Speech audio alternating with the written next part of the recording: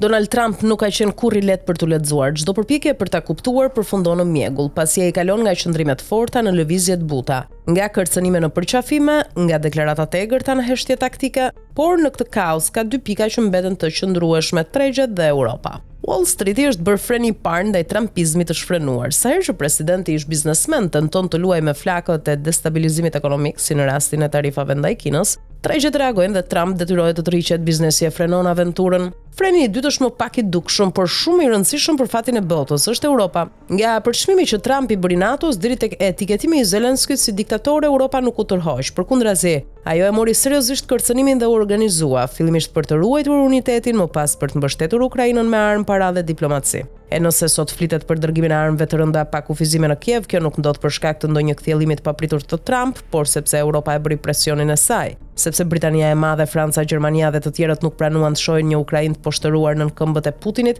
ndërsa Trump përpiqej të mbante një baraspesht cinike mes agresorit dhe viktimës. Në fund të ditës, Trump e quajti Putinin të çmendur, por e vërteta është se çmenduria është dhe doktrina e trumpizmit, një përzierje e pavetdijshme e arrogancës me indiferencën ndaj së drejtës ndërkombëtare. Por siç thoshte Churchill, mirësia ndaj të ligjve është mizori ndaj të pafajshmëve, dhe Europa ndonse e lëkundur këtë herë nuk bëri asnjë kompromis.